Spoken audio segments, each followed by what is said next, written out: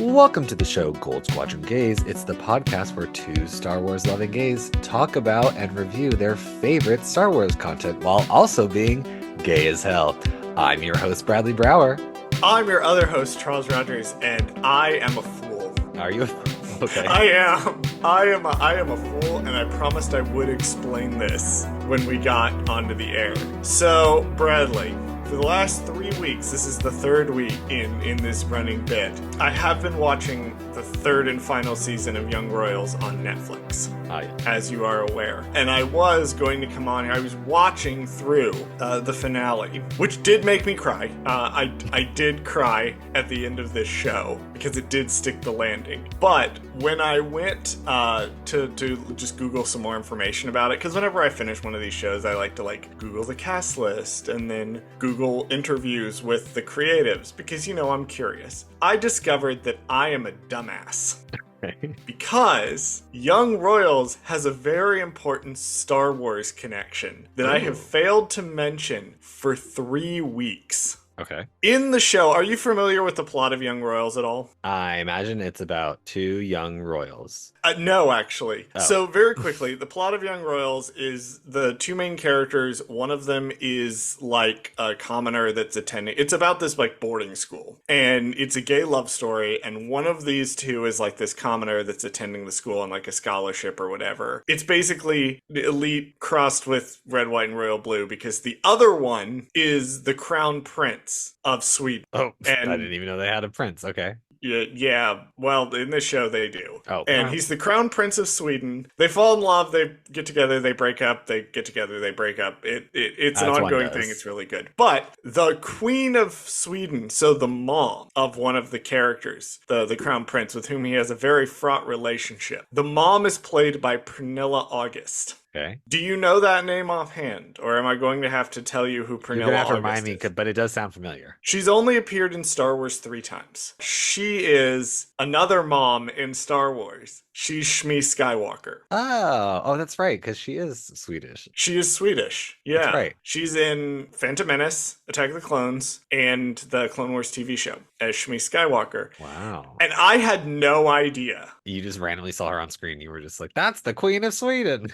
No, actually, I saw it on the cast list. Oh, okay. Because I didn't recognize her in the show. Oh, really? Because her hair is different. Right. I figured it out. It's because her hair is different. It's like this sort of bob in the show. And then in the finale, at one point, she ties her hair back. And I went, oh, that's Shmi Skywalker. You're like, that's Anakin's mom. That's Anakin's mom. Anakin's mom. Why are you being a bad mom in this show? We know you know how to do it. So that's my I am Boba the Fool. I did not realize that the mom in the show is also Anakin Skywalker's mom. I love that. All right. Well, now that we've vamped for 4 minutes ahead of this, what are we talking about today, Bradley? This week we're talking about Star Wars Visions, episode titled The Elder, where a Jedi and his Padawan pursue a dark and powerful presence. Charles, would you like some information about The Elder?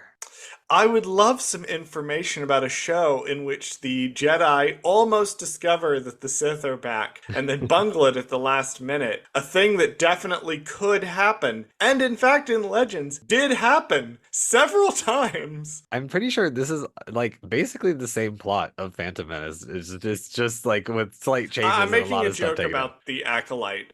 You're not on social media, so you've completely missed this. But when the Acolyte trailer came out, a lot of people suddenly got very, very interested in the specific wording of one line from Ki-Adi-Mundi in The Phantom Menace that says that he thinks the Sith are extinct and haven't been seen for millennia. And people are very mad about the fact that the Acolyte is totally going to break canon now, because clearly the people who are writing the Acolyte never bothered to actually watch Star Wars. And thus, although one of them actually did not know anything about Star Wars, but presumably the showrunner runner did not ever watch a Star Wars and therefore had no idea what was going on, yeah. Apparently, this is the logic taking form in some corners of the internet because people are stupid and they interpret a trailer that's cut together to generate hype. Right. Like, you have no idea what's going on. You have no idea what's going to happen in this show. Right. Shut the fuck up, people. As far as you know, that's like a random Jedi person whose lightsaber turns red randomly for some reason. Like, we don't know the plot. Like, there's literally no explanation because we have no idea. We know nothing. Right. We don't even know. Yeah, like, we know that they've said it's about how the Sith infiltrate the Republic, but that doesn't necessarily mean that the Sith are even going to be in the show. It might be about the systems that failed to allow the Sith to do that. We don't know. We don't know what's in this show. And literally the show opened. No, not the show opened. The trailer opened. The fucking trailer opens. In the first 10 seconds of the goddamn trailer, they turn to the audience and say, so everything you're seeing with your eyeballs, do not trust that. Your eyes are lying to you.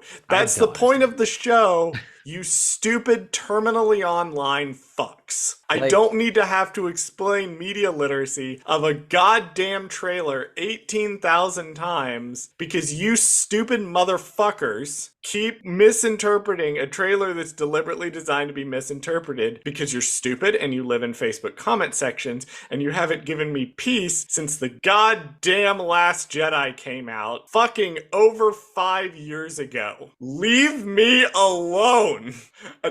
Google is free. Read Darth Bane Rule of Two. It's right fucking there. God, I can tell. I can always tell, Bradley. I can always tell who has actually read Legends books and who has watched some shitty, unwashed mouth breather recite a lore video on YouTube and then learn to parrot that back in a tweet to me. I have learned to figure this out because these people are not smart, these people are not intelligent, and these people have no ability to think for themselves whatsoever. I'm just like, they're going to be really disappointed when they go see The Phantom Menace in theaters and then they rewatch the scene where the Jedi Council doesn't believe the guy who literally saw Darth Maul with his fucking eyeballs and was like, hey, this guy is probably a Sith, and they're all like, nah, you're a fucking idiot, and they don't believe anything until he fucking dies, and then they're just like, well, I guess we definitely believe it, right? And also, like, that's their basis in the film for figuring it out, like, oh well, he managed to kill a Jedi, so like, guess he must be a Sith. Guys, The Phantom Menace is not a serious film.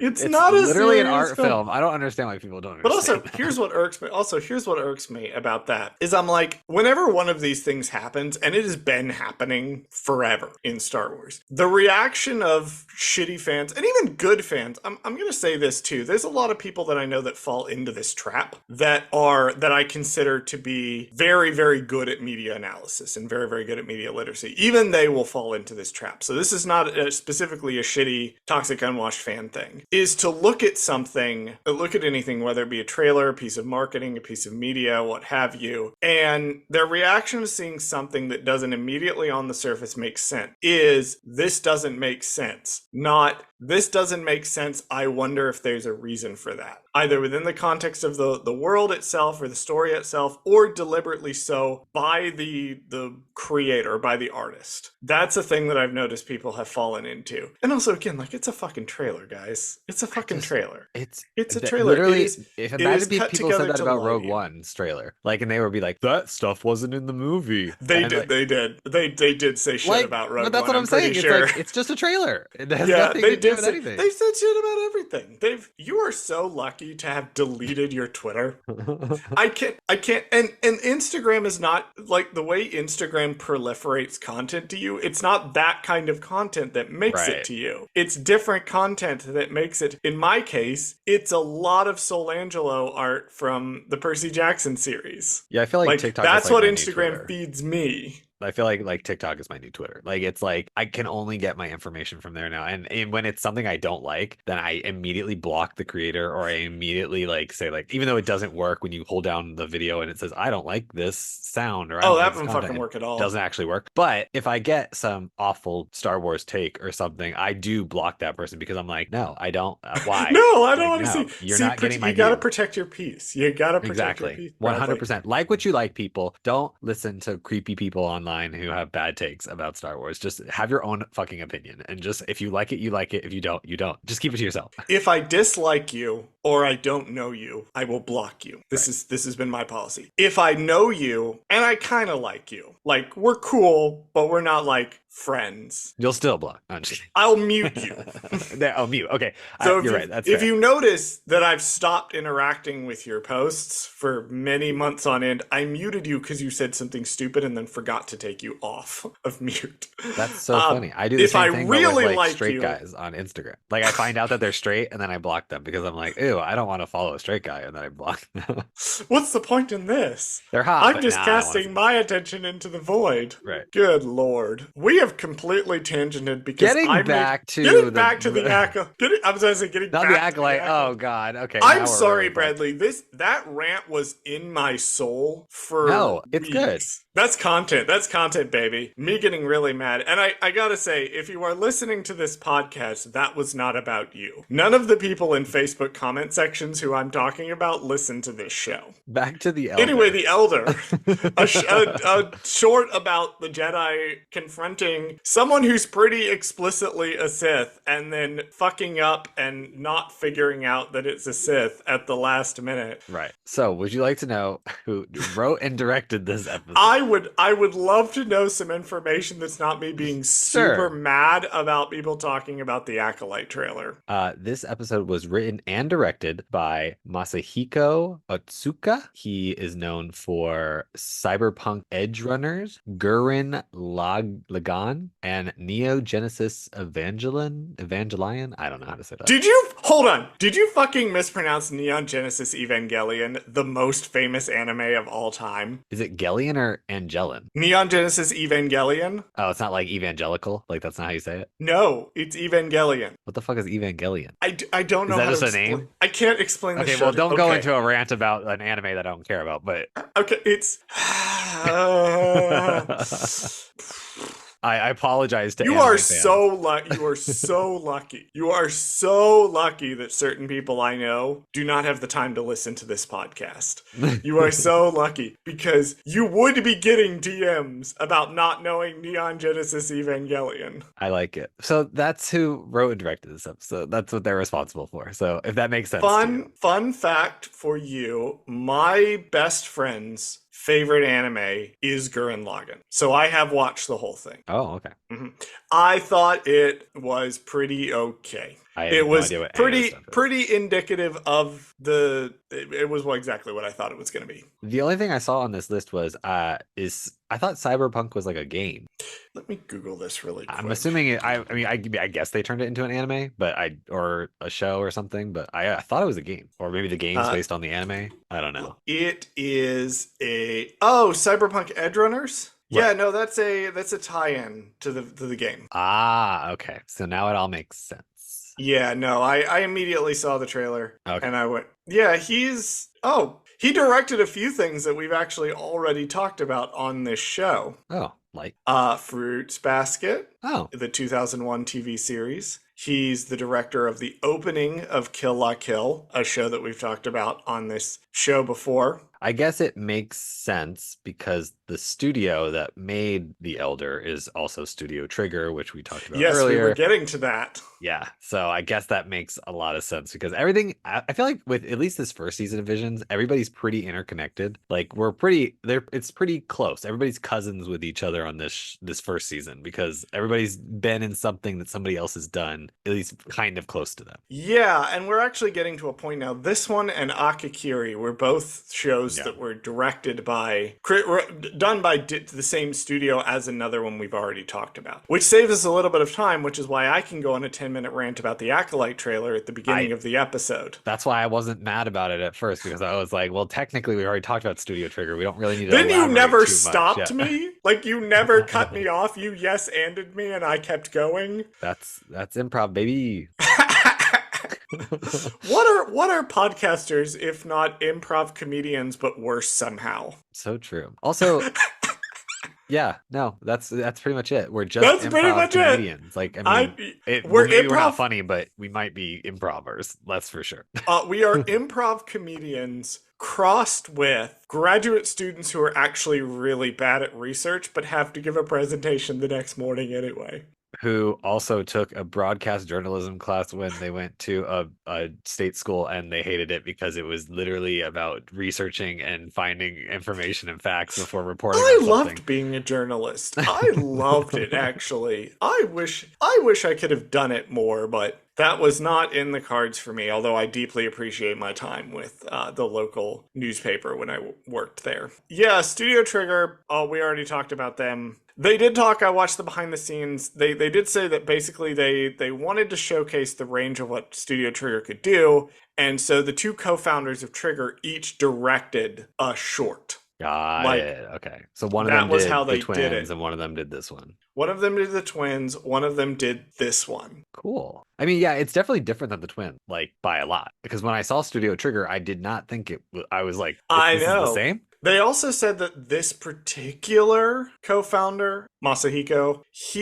this was gonna be the last thing that he directed. So part of why it is the way it is because this is kind of a send-off to his animation career. Oh. He talked about in the behind the scenes, like, he was more like Dan when he started his career. Dan is more based off, like, trying to capture that when he was very young and he was very energetic. And Taijin is much more like when he's older and where he is at now. And it looks like, according to IMDb, now he was the writer of Cyberpunk Edgerunners. So he does seem to still be involved with the studio, but as far as being a director, this is in fact the last thing that he did, was this short. He did say in the behind the scenes that he would be willing to come back to Star Wars. If they offered him a chance to do another one, he would do more Star Wars. But other than that, he's pretty done. Would you like to know who does the English voices for our characters in this episode? I would love to know about the people who do the English voices. Okay, so I'm going to just say this up front. We have a very stacked English voice cast.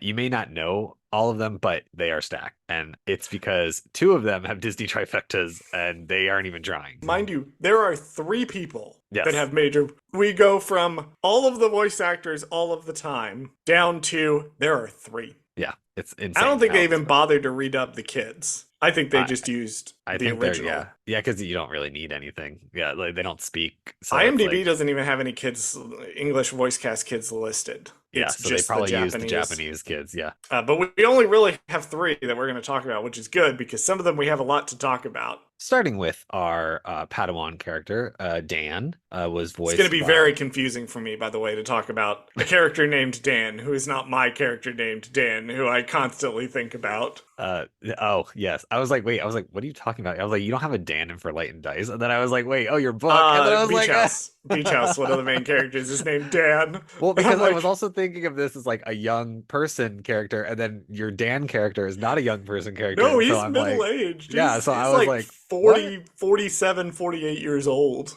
That's so funny. It's the opposite. You threw me off now that I think. Now I'm thinking about the wrong Dan. Starting with our Dan for the purposes of this. Yes. It's worse. You know what's worse? You know what's fucking worse, Bradley, while I'm on this tangent? So, one of the new Jedi members of the Jedi Council in Phase 3 of the High Republic, because they've had to replace some Jedi Council members because they died, because this is Star Wars, is named Rai Kisaka. It's so confusing. I read Edge of Darkness, and I'm like, I immediately distrust this character, who's not an untrustworthy character. Like, Rai Kisaka is a reasonable guy, but I have Rai Thompson in my head. No, I immediately don't like that person. I immediately do not trust that person to make good decisions. That's a bad character. Returning. Oh my lord. Sorry to Rai Kisaka. You are associated in my brain with Henry Thompson, the king of making shitty, impulsive, reckless decisions. Speaking of shitty, impulsive, reckless decisions, do we want to talk about Dan in the Elder? Fuck me in the dick. Okay. You're going to say the Acolyte every single time. I'm going to say the Acolyte every single time. Yes. Dan from The Elder is voiced by Jordan Fisher. Jordan Fisher is known for lots of Disney Channel shows and movies. He is basically a Disney person, so I'm not even going to go into all of his stuff. But he's also one of the voices in Pixar's Turning Red. He's currently appearing on Broadway in the show Hades Town, and he was also in 2 episodes of Teen Wolf. So he's basically... I'm glad you brought up the Teen Wolf thing. I did note that. Yeah, Jordan Fisher is so funny. Most people would know him for the meme of every year around the holidays, this TikTok kind of rolls around. It's a video of the Disney Channel stars singing "Do You Want to Build a Snowman?" And he sings this, like, he belts out this part and "Do you want to build a snowman?" And the joke is always like he came to work that day because he needed the money and everybody else was just kind of there, and he does most of the work, and it's so funny watching that meme video. Like, it's hilarious, and he's so good at singing. So like, I'm actually shocked that this wasn't a musical, because I was like, Jordan Fisher can sing really well, and I'm like, I want to see a Star Wars musical. It absolutely worth watching the behind the scenes clip, because he has a moment in the behind the scenes where they're recording him and he sees where they are in the booth, because they have the actual thing playing, clips from the thing playing. Sure. He sees Dan's lightsaber for the first time and he gets really excited that it's blue. I love that. I'm like, yes, I love to see it. Tell us about who else is in this short, Bradley. Next up, we have Tajin. How do you say Tajin. that? Tajin. Tajin is, I think, is how you say it. Jedi Master. He is played by David Harbour. You may know him for Stranger Things, Marvel's Black Widow.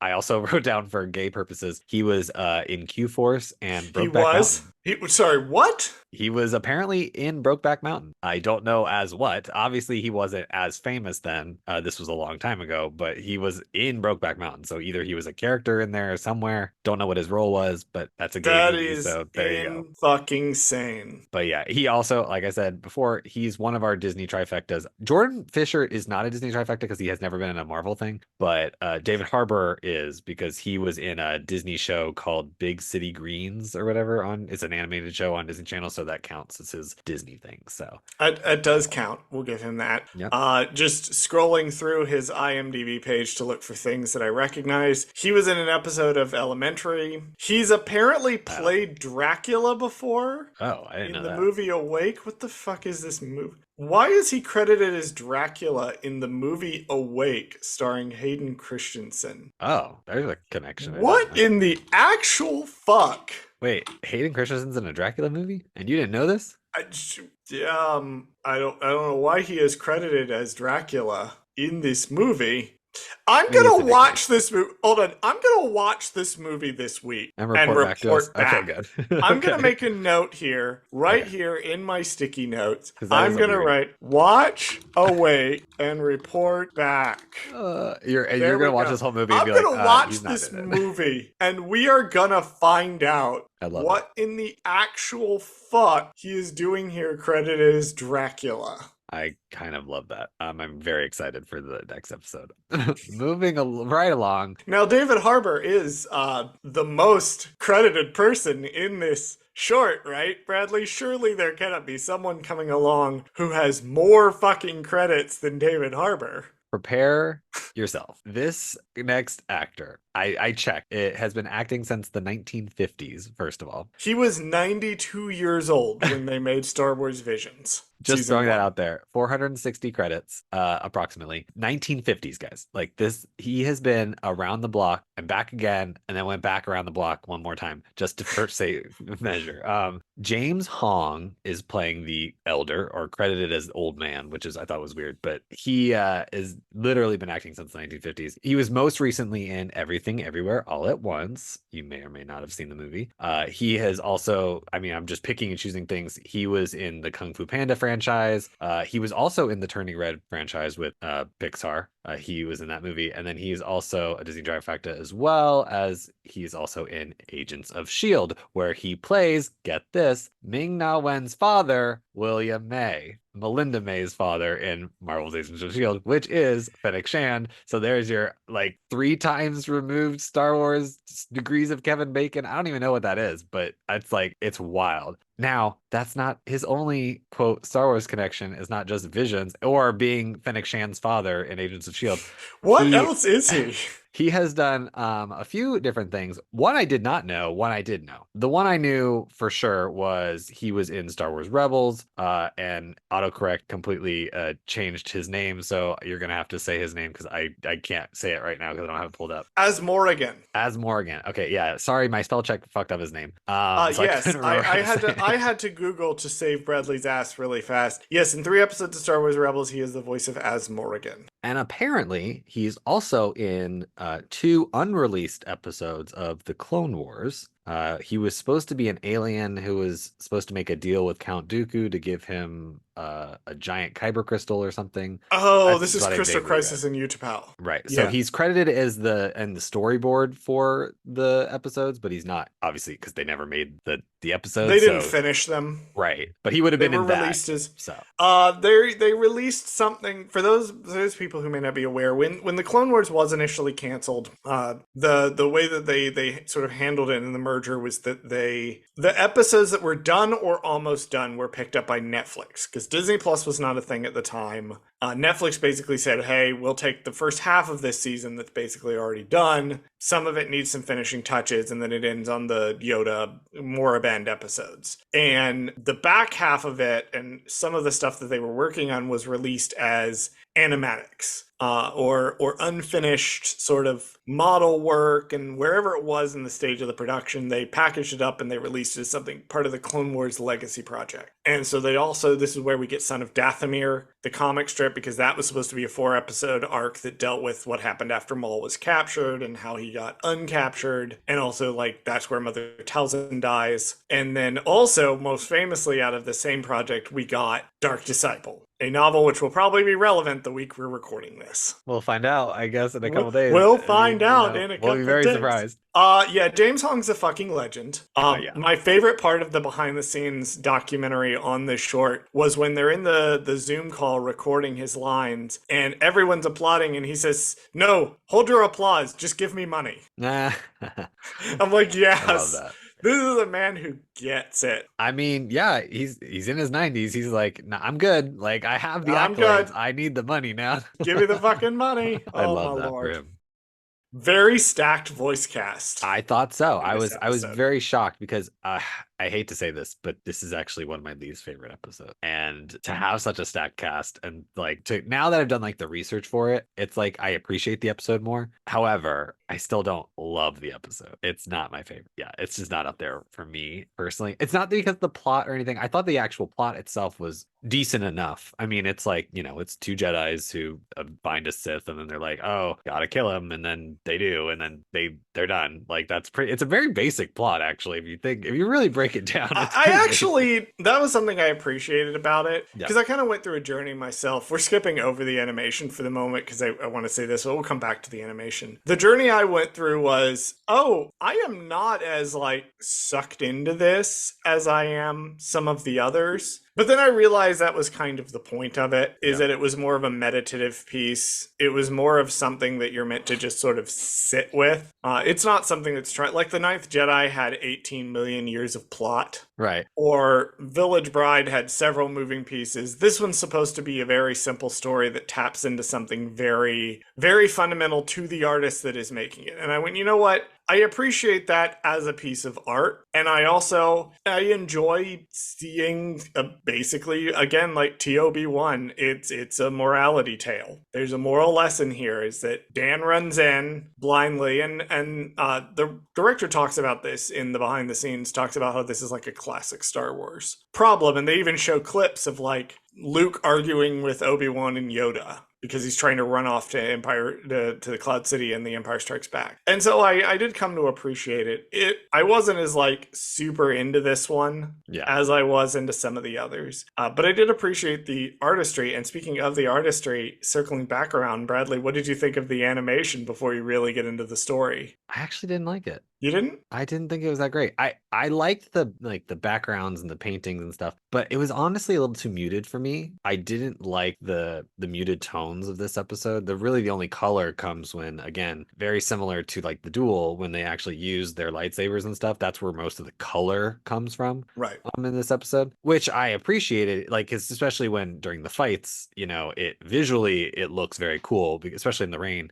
and the intensity of the colors in the rain. I really liked that part of the animation. I just thought that like I think it's because the first half of the episode is so dialogue heavy, or like they're just sitting there talking. It's not very interesting to look at because they're just kind of talking and they're sitting in a spaceship and their mouths are just kind of moving and they're not really doing a lot. So there's not And then much they to land look on the at. planet, and then they're Right. talking, and then Yeah. they have the scene where they're moving around through, and there's these Yeah. occasional moments, but then they're talking into comm links. It really doesn't like kick into action gear until Dan runs into the Elder. Exactly. And I think that was, I'm not going to say it's like a fault. Like, because I get what you're saying about how you're supposed to kind of sit with the information that they're giving you and kind of think more about it. I thought visually though, if you are going to do that, you got to make something else happening other than just the light speed, stars moving pattern in front of them while they're talking. Because like to me, that's not enough. Like that's just a standard for Star Wars, like to have that. And I don't know if I like that being the only thing that's interesting to look at in the scene while they're talking. Like I think I need something else. I don't know. I can't explain how to make it better. I can only tell you what I don't like. Yeah, I think for me, I loved the visual look of most of this because most of it is on that like rainy planet. Yeah. I wasn't wild about the cockpit stuff, but once they got on the planet, I was like, I like the look of this. The character animations, like the facial expressions, were very emotive. I wonder if it's because they're Jedi that they don't have a lot of extraneous movement in this. It's all very like subtle and very restrained. And like again, I appreciate the artistry that went into this, and this is clearly an artistic vision. It wasn't as fun to watch as some of the others, like visually to watch with my eyeballs. And that is not to say that something has to be super fast, super energetic all of the time to like be better, because that's not how that works at all. But it was more of a, okay, when are we going to get to the fight type thing, Yeah. as opposed to something like The Village Bride, which was again the same sort of meditative sort of thing, but that one I think accomplished a little bit more, allowing you to get lost in the story that's currently happening, not thinking about where the story is going to be going and building up to that. Right. And that's the difference for me that I think between those two shorts. And also even the duel was like, I don't know if I can really compare those two, because the duel was like, it had action stuff even in the build up to the titular duel. Yeah. It really did. Yeah. And even though it was in black and white and it wasn't like there wasn't a lot going on visually because it is black and white, you still were getting a sense of like something's about to happen. Like, or there's things that are about to happen. Like there was a suspense almost. I feel like with this, they were trying to do that, but I wasn't quite getting the suspense in that I was just kind of like, oh, they're just kind of there. Then he kind of talks to the villagers for a second and they're like, yeah, there's a creepy old man here. Probably should go find him. Okay, great. Like, let's go up the mountain. I'm up in the mountain. It's probably a lightsaber that killed this animal. Oh yeah, well, it's probably something. Turns around, boom. That's when the actual action starts, when he shows up. So I feel like, yeah, it's a lot of lead up to something that I felt like they could have gotten to quicker with a little less of the pacing was just off to me. I think that maybe that's what it was. I think for me it was less about the pacing and more about the fact that Dan and Tajin,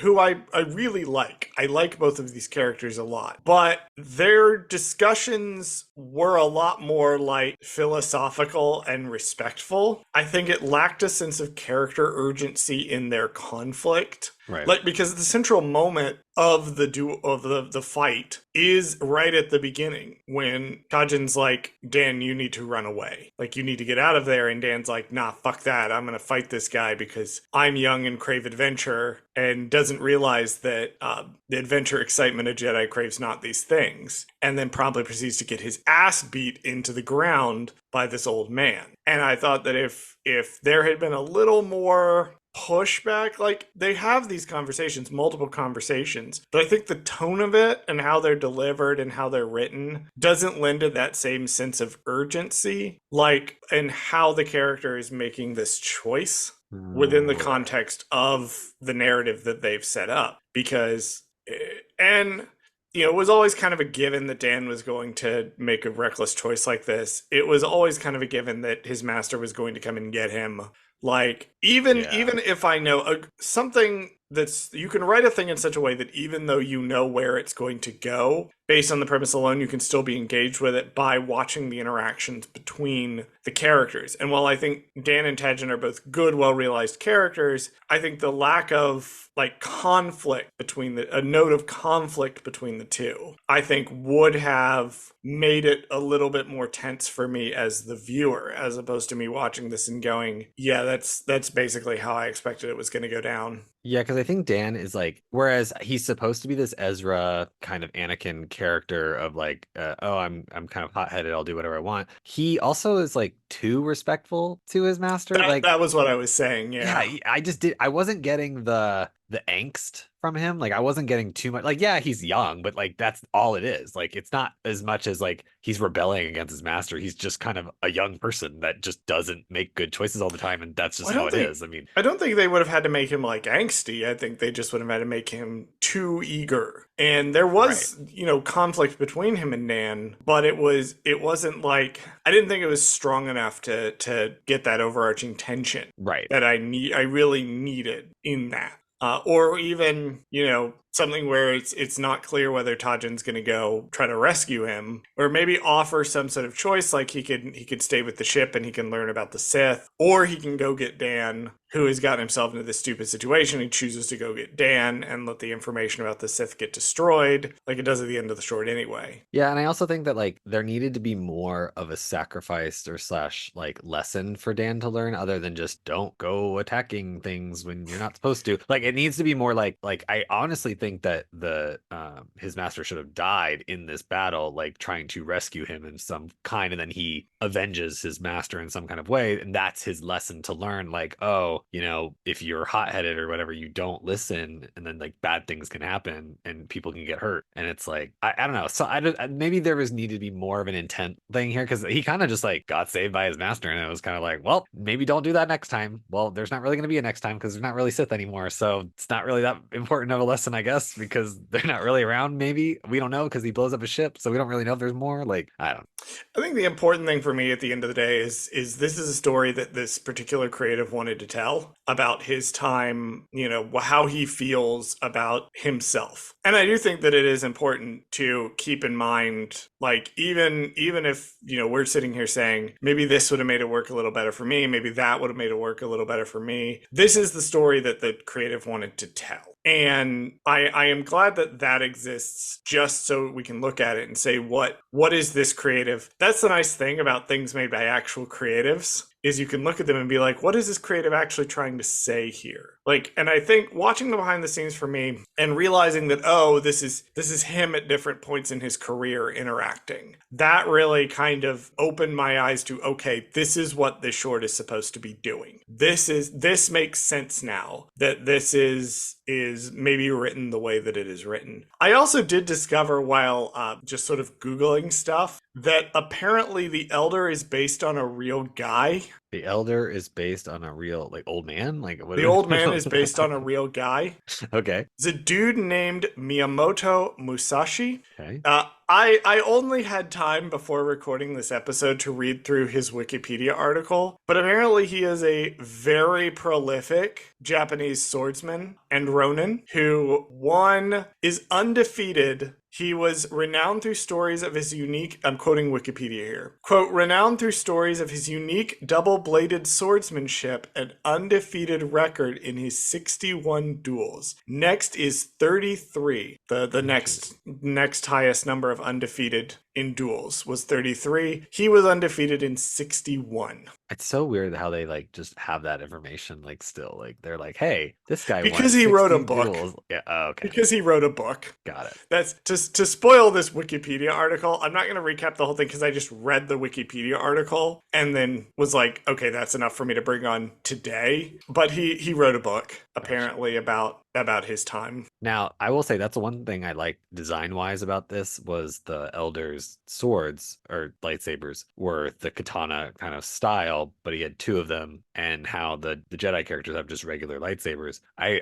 don't know. I don't think we've ever seen that other than just actual Star Wars with the dark saber versus like regular lightsabers. But that's really the only thing I can think of other than, because I feel like in all these other shorts, they're either stylized to be a katana style, like flat blade, or they're just a regular lightsaber. There's never like a mixture of the two. A And I feel like combination of the two. I feel like this is the first time we've seen like combo. I like how they look unstable at the Yes, base. very Kylo-esque. Well, they're meant to resemble, if you look at pictures. Hold on. I'm going to drop in chat. We're going to rarely use our rarely used chat feature. But I'm going to drop a picture from Miyamoto Musashi's Wikipedia page into the chat. Look at the way his swords are. You see how his swords kind of have a, like the round base at the bottom of them. And he also has the long sword and he has a short companion sword. I see that. Yeah. And that base at the bottom is meant to be, I think, in how the Elder's lightsaber is designed. Gotcha. I'm trying to pull up the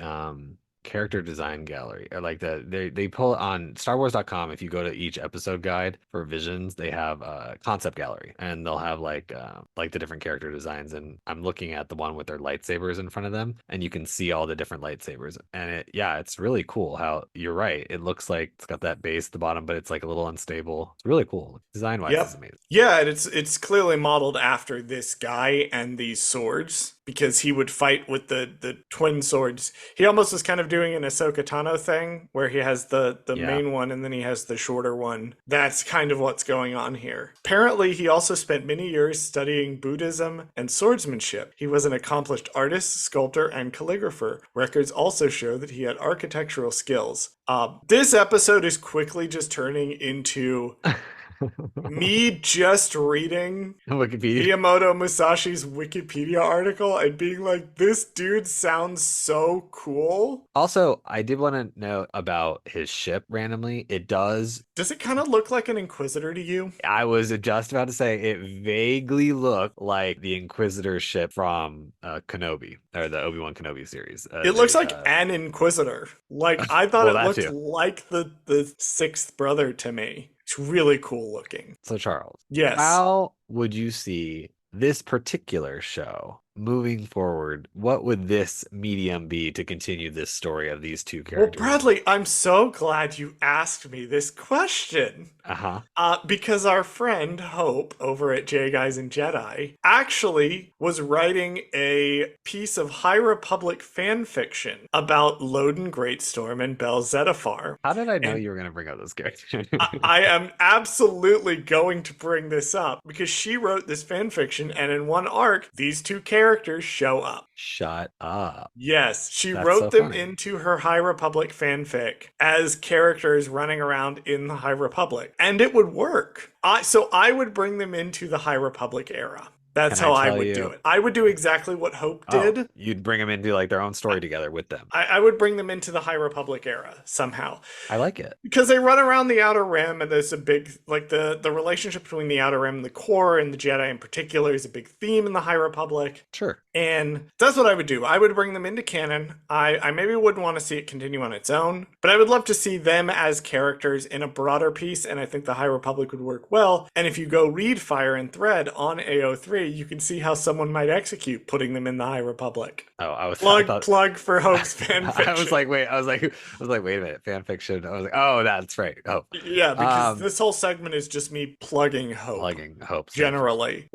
also please follow Hope's stuff on Dark Side of the Force, Geeky Waffle, and Collider. Yeah, I definitely see them with those two characters. Funny enough, if you just replace the character design slightly, like it is these two characters from the High Republic, like it could be the same thing. I mean, you could tell a story like this with Bel. Yeah, you just replace them. I think this is kind of the point that Hope was if I'm remembering the fic correctly, Yeah. that kind of the contrast between compare and contrast between the Loden and Bell relationship and the Dan and Tajin relationship was something she was exploring, which was really interesting. I don't know. It's been a while since I've actually read this arc. I just wanted to plug that it exists, and I remember it being very good. I'm gonna take kind of like half of what you said and make it my idea. And instead of like adding them into canon, I'm going to just do what I just said and replace them with the character of Bell and Loden, and then just make this their story. And then just say like they went to a planet at one point and they met this elder Sith person that they didn't know what it was yet, and they were just like, you know what I mean? Like I would literally do a story. Maybe it's their own novel, maybe it's their own comic book arc or whatever you want to make it, and just flesh out this story. This is like the bare bones of the story, and then like enhance it a little bit. Like maybe make it a little bit more of a interesting plot of like this guy, like we need to find this guy because he's doing some bad stuff or whatever. Like, and he's not just some random guy challenging random Jedi. Here's a thought. Here's a thought, Bradley. Maybe we could expand. We could take this base concept, right, of the Jedi investigating some dark presence that they aren't sure what it is, and maybe we could expand it out to a full show. Maybe I don't know. They could set it at the end of the High Republic era. Possibly they could